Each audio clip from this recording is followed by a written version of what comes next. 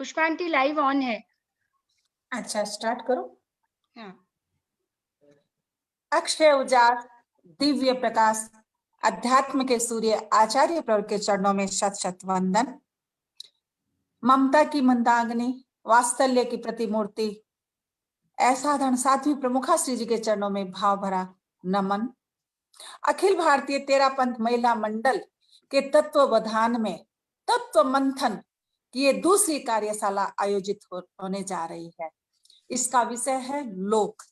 लोक का सुंदर विवेचन करेगी हमारी बहुमुखी प्रतिभा की धनी, जैन दर्शन की ज्ञाता, जैन स्कॉलर की निर्देशिका तथा विद्या का दर्शन विद्या की इंसाइक्लोपीडिया कहूं तो अतिशोक्ति नहीं होगी, हमारी डॉक्टर मंजू जी नाटा।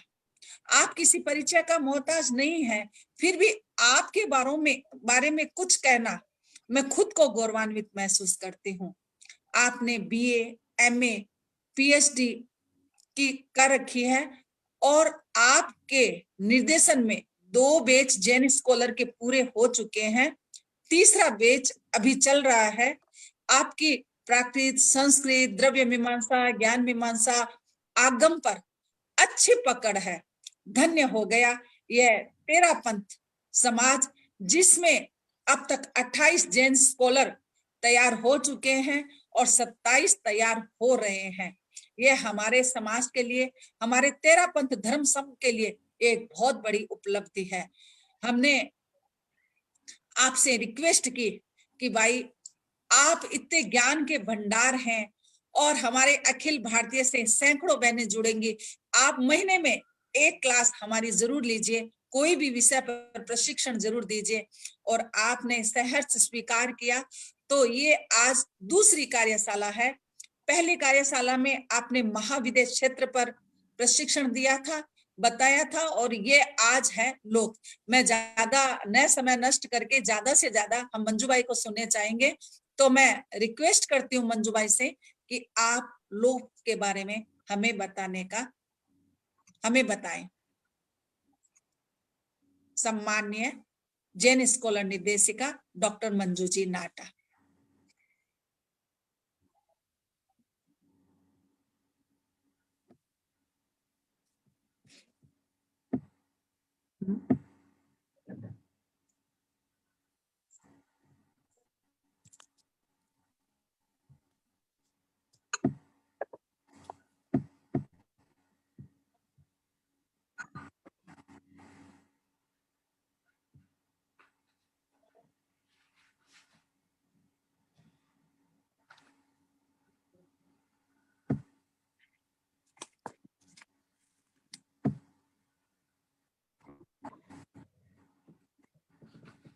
आचार्य वर्ग के चरणों में कोटिशः नमन। साध्वी प्रमुखा जी को सादर चरण वंदन नमन। अखिल भारतीय तेरापंथ महिला मंडल की अध्यक्षा महोदया श्रीमती पुष्पा जी वैद एवं अन्य अधिकारीगण एवं उपस्थित सभी श्रोतागणों से मेरा जय जिनेन्द्र। लोक निस्संदेह ये बहुत रुचिकर और अनेकानेक रहस्यों से भरा हुआ विषय है। सहज एक जिज्ञासा उठती है कि हम लोक को क्यों जाने। उत्तर स्वरूप कुछ बिंदु हैं।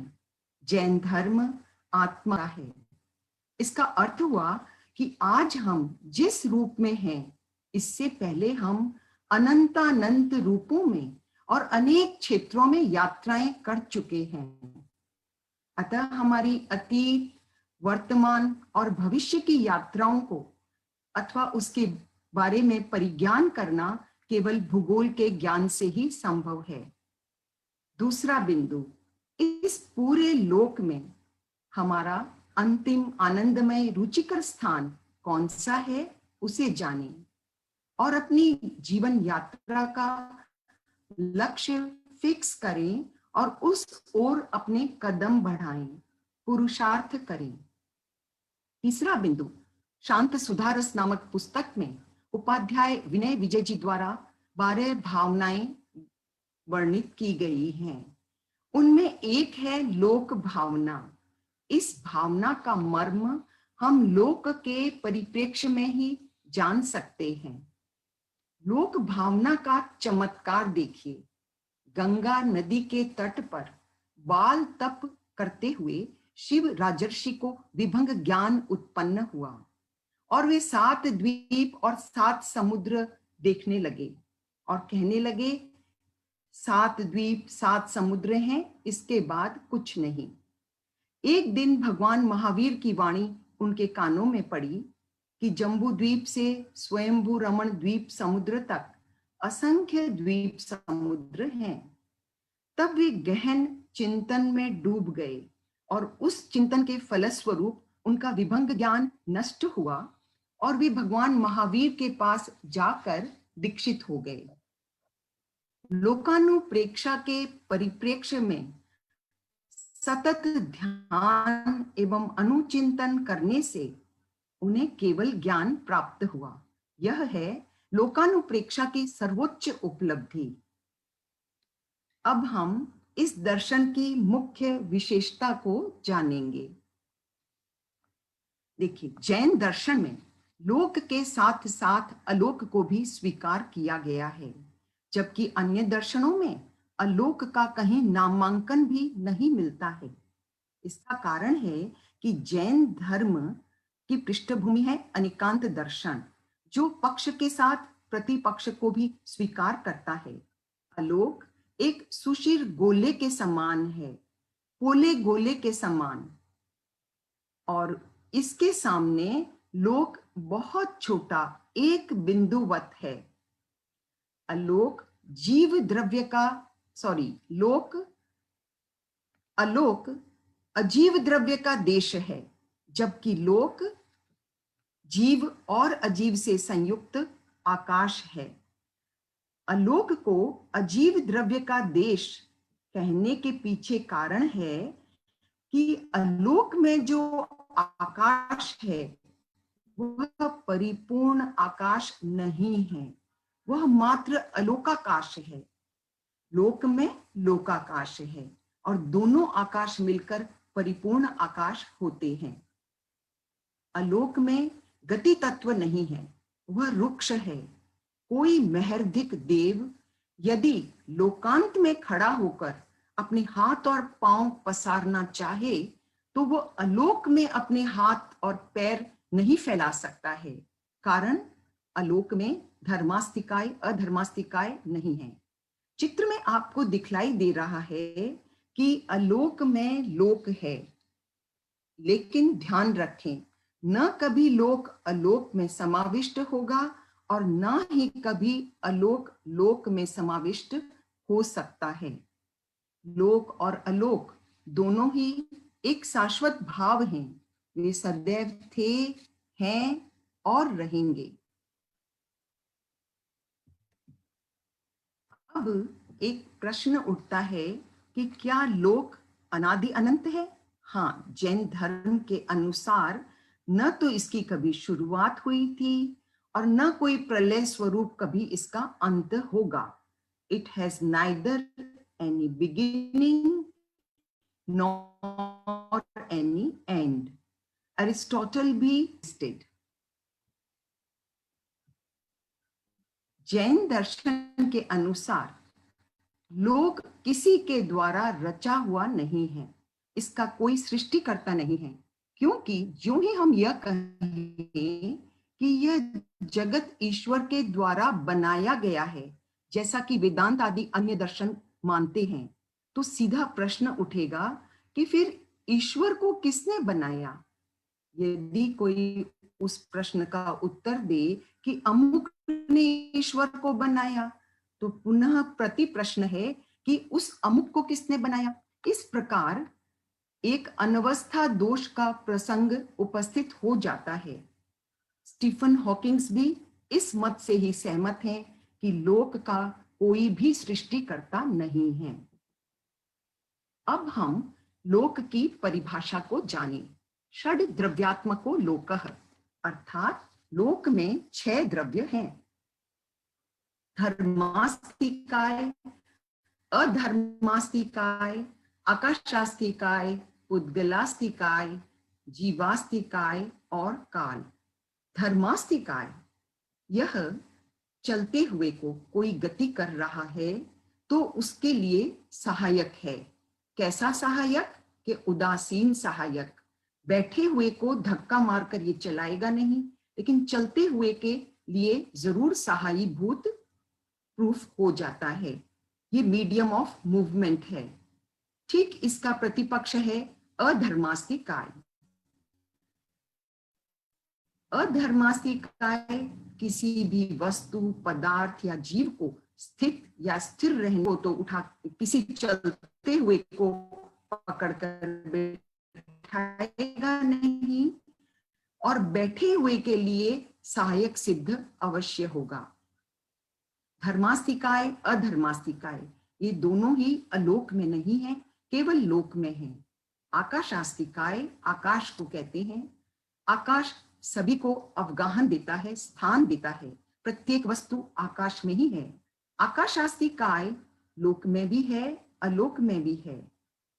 पुद्गलास्तिकाय ये अजीव तत्व है लेकिन रूपी है।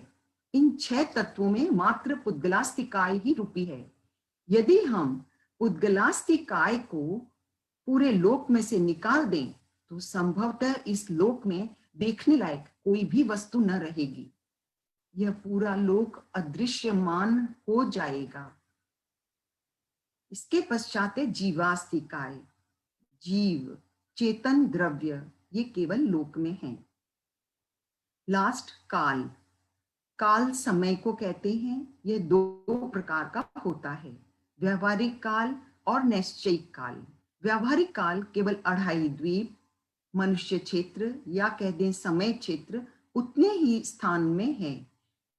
इसके बाहर एवं आलोक में सर्वत्र 6 वस्तुएं आपके सम्मुख है। ये 6 जहां हैं वह लोक कहलाता है और इन 6 के अभाव में वह वस्तु लोक नहीं है। अब हम 4 दृष्टियों से लोक को समझें। तह लोक एक, क्षेत्रतः लोक 14 रज्जु लंबा है। कालतः वह ध्रुव है, नित्य है, शाश्वत है, सदैव था, है और रहेगा। भावतः लोक अनंत है, क्योंकि इसमें अनंत वर्ण, अनंत रस, अनंत गंध, अनंत स्पर्श और अनंत संस्थान है। इसलिए भावतः लोक अंत रहित है। अब आपके सम्मुख लोक का चित्र है। यह चित्र श्वेतांबर मान्यता का परिपोषक है। 14 रज्जु लंबा है। 14 रज्जु लंबा एकदम टॉप हेड में सिद्धालय के पास में एक रज्जु लंबा, चौड़ा एवं गहरा है। देवलोक के मध्य के आसपास ये 5 रज्जु लंबा, चौड़ा एवं गहरा है। बिल्कुल मध्य में लोक के जहां तिर्यक लोक होता है वहां ये 1 रज्जु लंबा, चौड़ा, गहरा है और बिल्कुल नीचे 7 रज्जु लंबा, चौड़ा, गहरा प्रतिष्ठित स्थान संस्थान है। अर्थात कि बहुत इसे एक त्रिशराव संपुटाकार नाम भी दिया जाता है। इसमें देखिए 3 प्याले हैं। इसके ऊपर एक सीधा प्याला, उसके ऊपर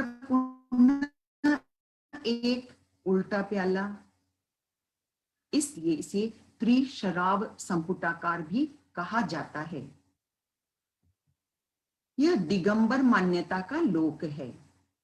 इसमें और श्वेतांबर मान्यता के लोक में देखिए फ्रंट फेस में कोई खास डिफरेंस नहीं है। ये सर्वत्र 1 रज्जु, यहाँ 5 रज्जु, पुनः 1 और नीचे 7 रज्जु है। लेकिन गहराई दिगंबर लोक में सर्वत्र 7 रज्जु है। जहां 5 है वहां भी 7 है, जहां 1 है वहां भी 7 है। यही मेन डिफरेंस है जैन मान्यता से में दिगंबर मान्यता एवं श्वेतांबर मान्यता के लोक में क्या अंतर है? त्रस नाली लोक के मध्य में होती है, जैसा कि इसका नाम है, इसमें त्रस जीव रहते हैं। त्रस अर्थात जो अपने दुख एवं सुख के लिए ये बे इंद्रिय से द्विइंद्रिय से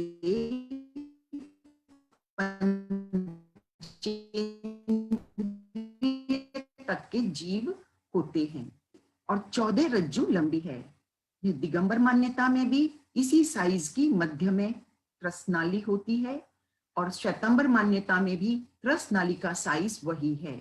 इसे त्रस नाड़ी भी कहते हैं और त्रस नाली भी कहते हैं। दोनों ही शब्दों का एक ही अर्थ है।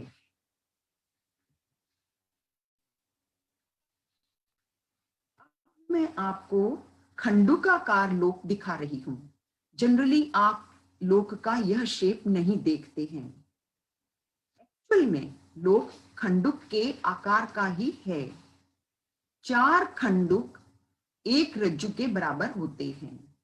तो आप देखिए, जहां लोक एक रज्जु का है वहां आपको 4 स्क्वायर्स दिखेंगे ग्राफ में। एक स्क्वायर एक खंडूक है, 4 खंडूक इज इक्वल टू एक रज्जु। तो जहां हमारा लोक 5 रज्जु का था वहां 20 स्क्वायर्स होंगे, 20 खंडूक होंगे, और जहां 7 रज्जु का लोक है वहां 28 खंडूक होंगे। और अन्यत्र भी जहां जितना साइज है लोक का उसी प्रकार से ग्राफ के स्क्वायर्स लिए गए हैं। एक स्क्वायर एक खंडूक के बराबर है। देखिए, इसे मैं एक उदाहरण से समझाती हूं। यदि हम समुद्र तट पर बैठे हैं और हमें बहुत दूर से एक कोई डॉट दिखाई देती है, हम सोचते हैं ये क्या है, पता नहीं चल रहा है। थोड़ी देर बाद वो डॉट थोड़ी ओवल शेप की हो जाती है, कुछ अंडाकार जैसे शेप की। कुछ और नजदीक आती है वो वस्तु तो हमें कोई जहाज नौका जैसी दिखाई देती है। और अधिक नजदीक आ जाए तो हम उसके सारे फिजिकल कॉन्टूर्स देख सकते हैं। मतलब जहाज के ये पोर्शन यह है, ये ऊपर का पोर्शन है, सारी चीजें हम देख पाते हैं। उसी प्रकार ये लोक का खंडूकाकार का कथन है कि ये सारे फिजिकल कॉन्टूर्स हैं। जो कट्स आपको दिखाई दे रहे हैं ये फिजिकल कॉन्टूर्स हैं। कोई भी जगह का मैप हो, चाहे इंडिया का हो, अमेरिका का हो, आप देखेंगे कि वहां पर उसकी फिजिकल कॉन्टूर रहते हैं। लोक पुरुष का चित्र ये एक यूनिक फीचर है, अर्थात कि ये जैन दर्शन की विशेषता है। जैन लोक को पुरुष के आकार में दिखलाया गया है। लोक पुरुष की संज्ञा भी दी गई है। इसमें निहित कारण को समझें। जैन धर्म अध्यात्म प्रधान है। इसके केंद्र बिंदु में आत्मा है। आगम में पुरुष शब्द का अर्थ आत्मा किया गया है। हम अर्हत वंदना में भी पुरीसा शब्द का प्रयोग करते हैं। प्राकृत भाषा में पुरीसा शब्द का अर्थ है पुरुष, आत्मा। एक आत्मा में ही शक्ति है कि वह पूरे लोक का ज्ञान कर सके। यह विराट लोक केवली के ज्ञान का विषय बन सकता है, अन्य का नहीं।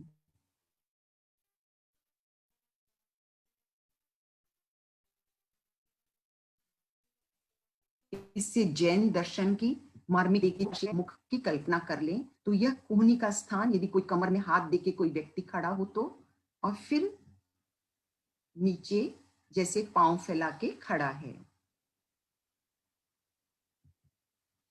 अभी तक आपने कई तरह के लोक देखे। श्वेतांबर मान्यता, दिगंबर मान्यता का खंडूकाकार लोक, फिर लोक पुरुष का चित्र देखा। अब ये जो लोक है हम इससे घनीकृत लोक बनाएंगे, क्योंकि आप आगम शास्त्रों में अनेक स्थानों पर घनाकार लोक का विवरण पढ़ते हैं।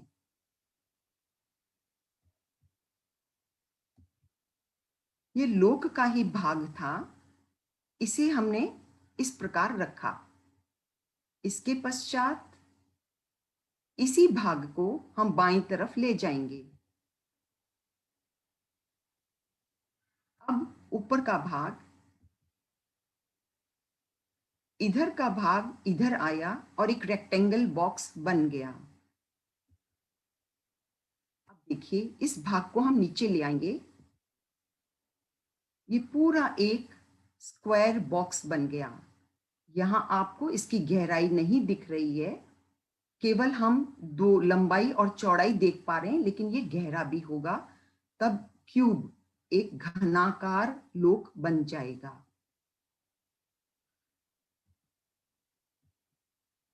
सात रज्जु लंबा और इधर लोक के दूसरे पीसेस जुड़े हैं, 3 रज्जु के। एक रज्जु ये तरस नाड़ी है, आधी ऊपर की है, आधी अधोलोक की है, और 2 रज्जु ऊर्ध्वलोक के हैं। इस प्रकार 7 रज्जु बाई 7 रज्जु का एक घनाकार लोक कल्पना से बनाया जाता है। ये 7 रज्जु बाई 7 रज्जु का घनाकार लोक। अब इसमें मैंने लोक की मोटाई भी दिखा दी है, अर्थात 7 रज्जु बाई 7 रज्जु बाई 7 रज्जु, मतलब इसकी गहराई। यदि हम लंबाई, चौड़ाई और गहराई को गुणा करें तो हमारे पास 343 रज्जु आते हैं।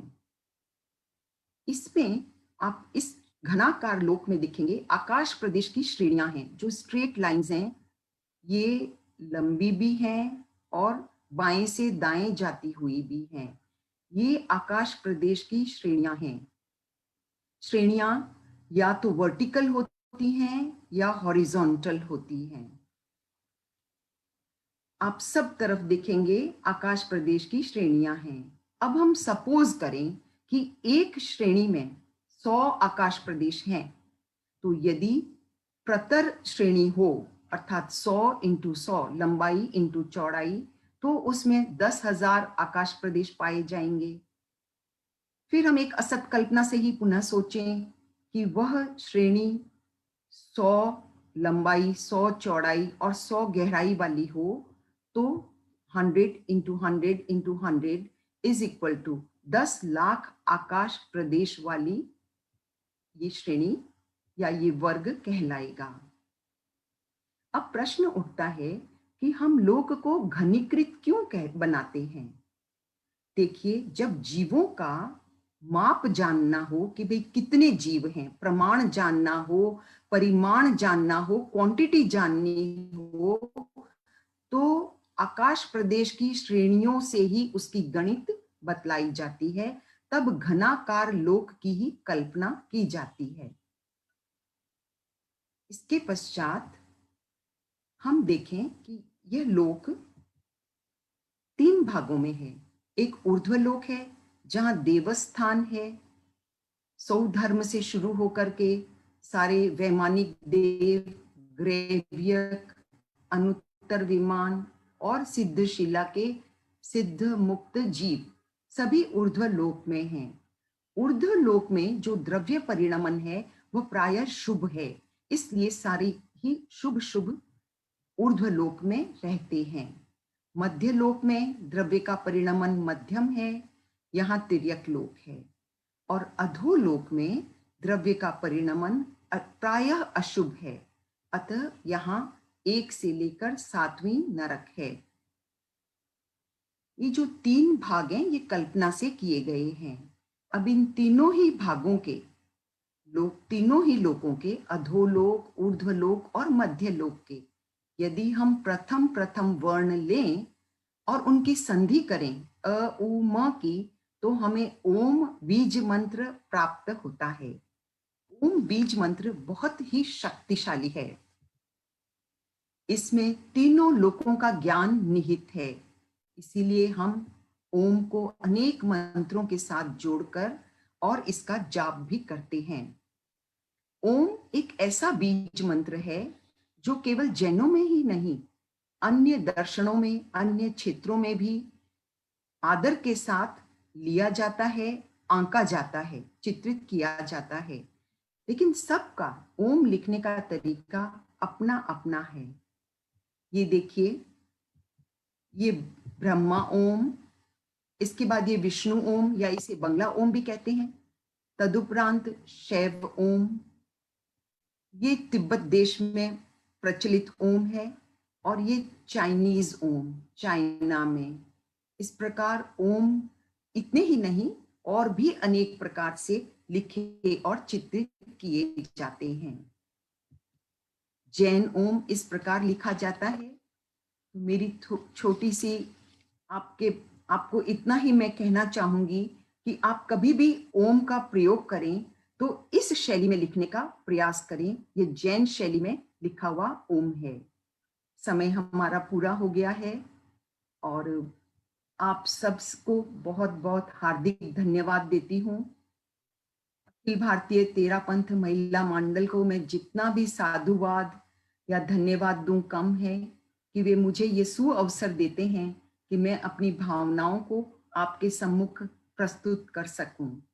जय जिनेंद्र।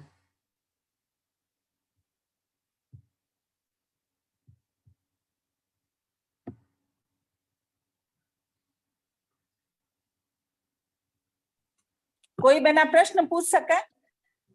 हाँ हाँ, कोई भी बहनों को कोई हो तो जरूर पूछें। लोक के बारे में कोई भी चीज समझ में नहीं आई है तो आप भाई से जरूर प्रश्न करें। आप रेज हैंड कर लीजिए, मैं आपको अनम्यूट कर दूंगी। हाँ, बेटर होगा आप उनके प्रश्न को पढ़ दें। हाँ, म्यूट अनम्यूट में ये बहुत व्यतीत कर देते हैं। हाँ, यदि ये तो हाँ, दीदी तू ही प्रश्न बोल दे। ठीक है, चैट बॉक्स में डाल देंगे तो मैं वो प्रश्न। हाँ, हाँ,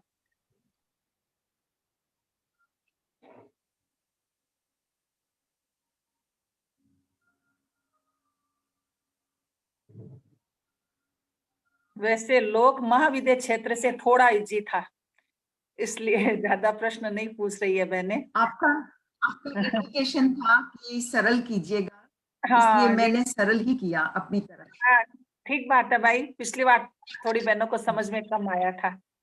हाँ। आकाश मंजू प्रदेश, आंटी, आकाश का अर्थ क्या है? कोई भी तरह की आकाश जिज्ञासा प्रदेश की या कुछ सराहनी वाले पॉइंट्स वापस एक्सप्लेन करिए ना। आकाश प्रदेश, आकाश प्रदेश, वो स्क्रीन शेयर करूं क्या? और वैसे तो अपने फेसबुक पर लाइव है तो वापस पूरा रिपीट सेशन कभी भी देख सकते हैं। फिर भी एक बार भाई से सुन लेते हैं।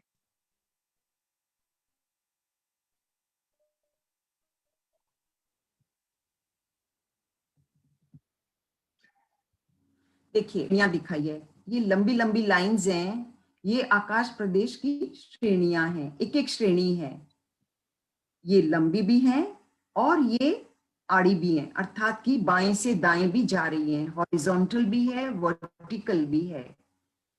कभी भी जीव की डेथ होती है, वह अंतराल गति में ट्रेवल करता है, तो आपको ध्यान होगा तो वो सीधे जाता है या बाएं से दाएं जाता है या दाएं से बाएं, वो डायगोनल कभी नहीं चलता है। ये बात ध्यान में है आपको? वो डायगोनल नहीं चलता है, मतलब तिरछी चाल नहीं चलता है कभी भी। क्यों? क्योंकि वो आकाश प्रदेश की श्रेणियों का अनुसरण करता है। अनुसरण करते हुए वो जीव या तो सीधा जाएगा या बाएं से दाएं, या सीधा जाके फिर पुनः दाएं से बाएं आ सकता है, पर तिरछा नहीं जाता है। ये आकाश प्रदेश में श्रेणियां भरी हुई हैं, पूरे पूरे लोकाकाश में। और कुछ पूछना है आपको? आंटी नेक्स्ट क्वेश्चन है, जैन ओम एक्सप्लेन करें। जैन ओम हमने जैसे कि आपको दिखलाया था, ओम के अनेक अर्थ होते हैं। ओम में हम पंचपद नमस्कार को भी बैठा सकते हैं, 5 पदों को। सबसे पहले क्या है? अरिहंताणं का अ, सिद्धों का अरूप, अ प्लस अ, फिर क्या आएगा? अरिहंत सिद्ध, उसके बाद उपाध्याय प्लस उ, फिर है मुनि प्लस म, संधि करके क्या मिला हमें? ओम। तो ओम में पंच पद समाहित हैं, राइट? अच्छा, और देखिए ओम में का ज्ञान समाहित है, जैसे अधोलोक का अ, ऊर्ध्वलोक का उ और मध्य लोक का म। तीनों की संधि तो भी हमें ओम मिलता है।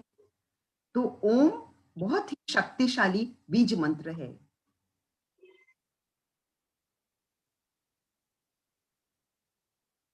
अधो, ऊर्ध, मध्य, मध्य। अरिहंत, अरूप, आचार्य, उपाध्याय और मुनि सबके प्रथम वर्ण की संधि करिए, ओम प्राप्त होगा। और क्या चाहिए?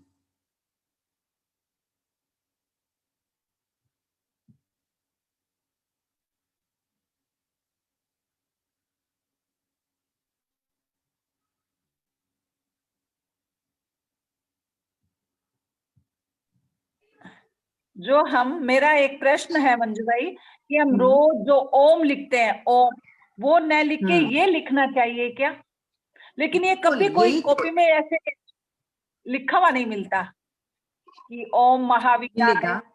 ऐसे कुछ नहीं मिलता। नहीं, हाँ, इसका कारण है कि कंप्यूटर में ऐसा वर्ण नहीं है, शायद इसलिए वो लोग नहीं लिख पाते हैं। लेकिन हमें यही प्रयास करना चाहिए और सर्वत्र इसी का प्रयोग करना चाहिए। ये जैन शैली का ओम है। देखिए, मैंने दिखाया ना आपको कि ओम कई तरह से लिखे जाते हैं, और हाँ, हम हाँ। जनरली या ये हिंदुइज्म से प्रभावित ओम है।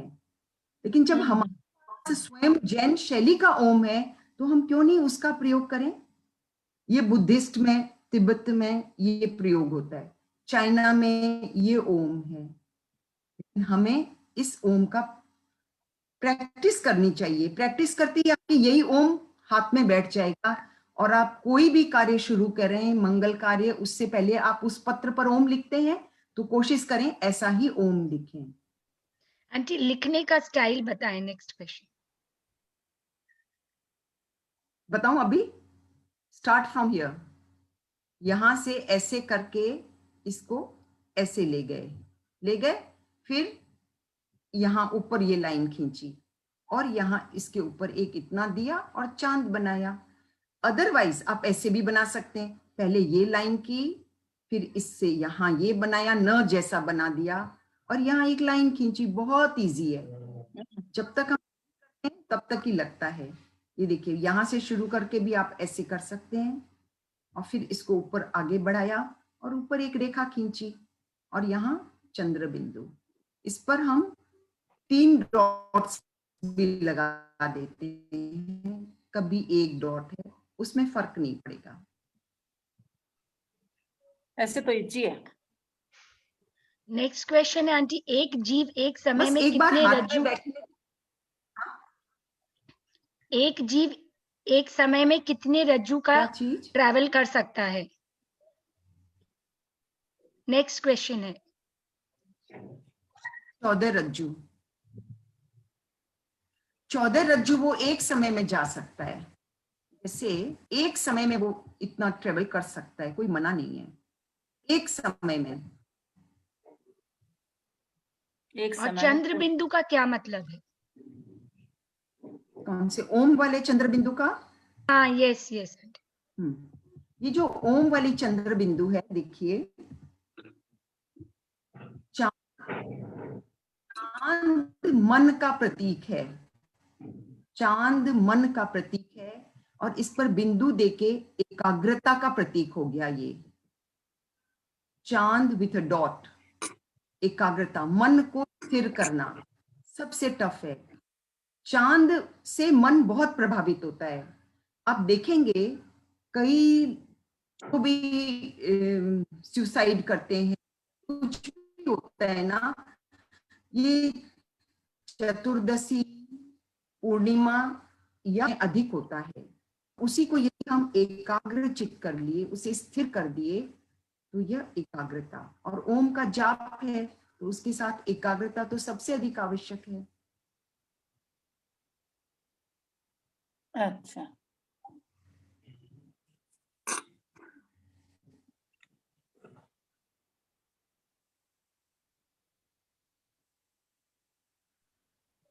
और देवलोक को विस्तार से समझाएं। एक थोड़ा सा हम्म? देवलोक को विस्तार से समझाएं। हाँ, देवलोक को यदि ये देखिए, ये जो ऊपर में है ना, ये देवलोक, इसको विस्तार से इस पर पूरा हो सकता है। और अभी मैं आपको बताऊं तो सौधर्म, ईशान, ये फिर ग्रेवियक, फिर अनुत्तर विमान और फिर सिद्धशिला। एक्चुअली इतने से मैप से कुछ बताया भी नहीं जा सकता और इतने समय में भी नहीं हो सकता है। यदि पुनः मिलेंगे तो हम देवलोक पर लेक्चर अलग हो सकता है, तिर्यक लोक पर अलग होगा, नरक पर अलग होगा, सिद्ध हो सकता है, एक एक क्षेत्र को लेकर के।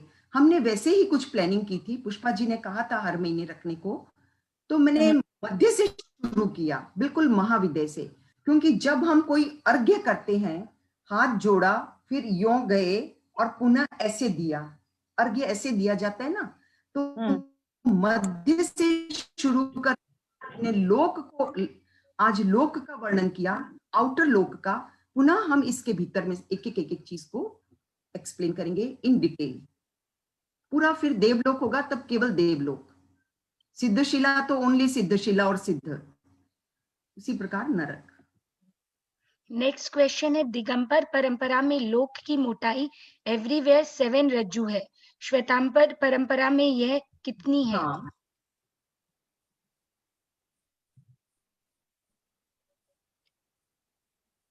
तो श्वेतांबर परंपरा में यदि यहाँ ये 1 रज्जु है ना, तो इसकी मोटाई भी 1 रज्जु है।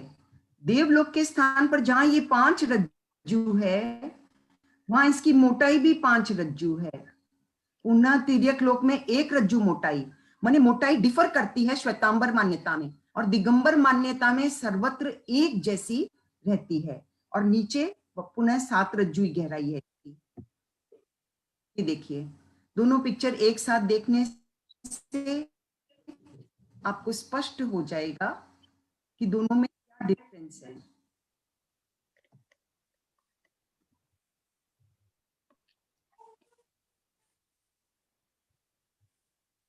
ज्ञानीकृत लोक बताएं। ज्ञानीकृत नहीं है, घनीकृत। सॉरी, नहीं, मैं सही हूं तो? हाँ हाँ, घनीकृत, यस यस, घनीकृत। लोक तो ऐसा ही है, लोक ऐसा ही है, इसको कल्पना से घनाकार या घनीकृत किया जा रहा है। आप देखते जाइए, मैंने एक्स्ट्रा पीस कोई नहीं लिया, एक्स्ट्रा प्लेस भी नहीं ली, इसी को सेटिंग करके 7 रज्जु का लंबा, चौड़ा और गहरा, मतलब मोटा बना देंगे। ये देखिए, इसको इधर किया, फिर इसको इस तरफ किए, अब देवलोक का पीस इधर से इधर आएगा, इधर आया और ये नीचे मूव कर जाएगा। ये घनीकृत लोक हो गया, घनीकृत लोक, इसमें घनीकृत लोक है। जो पीस जहां से लाए, जिस साइज का था, वो ठीक लिखा हुआ है। देखिए, अधोलोक का 3 रज्जु ये और 1 रज्जु त्रस नाड़ी है ना, और ये 3 रज्जु इधर आ गया, तो ये पूरा 4 रज्जु बाई 7 रज्जु का बना। ऊर्ध्वलोक की ये है त्रस नाड़ी, और ये ऊर्ध्वलोक का देवस्थान वाला क्षेत्र, ये त्रस नाड़ी के इधर वाला, और ये त्रस नाड़ी के इधर वाले 2 पीस हैं। सेटिंग की ऐसी कि वो घनाकार लोक हो गया। ये हमारे ग्रंथों में बहुत चर्चित है। महाविद्य की विजय ऊपर से नीचे है या सम?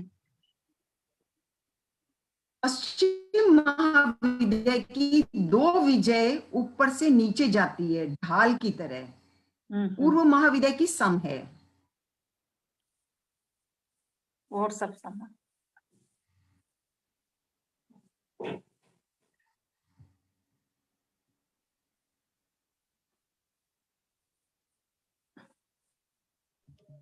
इतने ही प्रश्न थे, हो गए। ठीक है। निधि, जय जिनेंद्र। हाँ, वो है क्या तरुणा? तरुणा है? हेलो निधि, हेलो तरुणा निधि, जी है। ठीक है, उनको दे दो। हाँ, मैंने को होस्ट बना दिया है। ओके, तरुणा जी, आंटी आप ही टेक ओवर कर लीजिए ना, पुष्पा आंटी। ठीक। मंजू भाई, आप आए और इतना सुंदर हमें लोक का वर्णन किया, आप अच्छी तरह से बताए और सबके प्रश्नों के जवाब दिए। मैं बहुत बहुत आभार ज्ञापित करती हूँ। ये हमारा अखिल भारतीय तेरा पंथ महिला मंडल का ये सौभाग्य है कि आप जैसी बहन जो इतने ज्ञान का भंडार है और हर चीज को हमें बता सकती है। आज साधु सत्या हो सकता है ज्ञान किसी के पास हो, पर उनको हम ऐसे ऑनलाइन न तो बुला सकते हैं और न कह सकते हैं।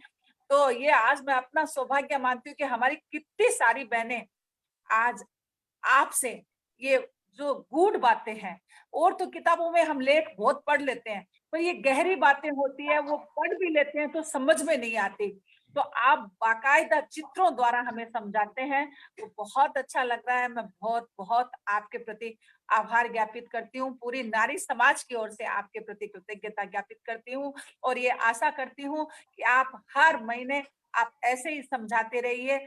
आपका ज्ञान अच्छा है, थोड़ा थोड़ा हम भी ले लें तो हम भी एक बहुत अच्छा महसूस करेंगे कि चलो कुछ तो सीखा। वैसे जैन स्कॉलर वाली बहनें तो धन्य है जो आप घंटों घंटों उनको पढ़ाती हैं, पर हमें जो इतना टाइम दे रही है वो भी हमारे लिए बहुत है।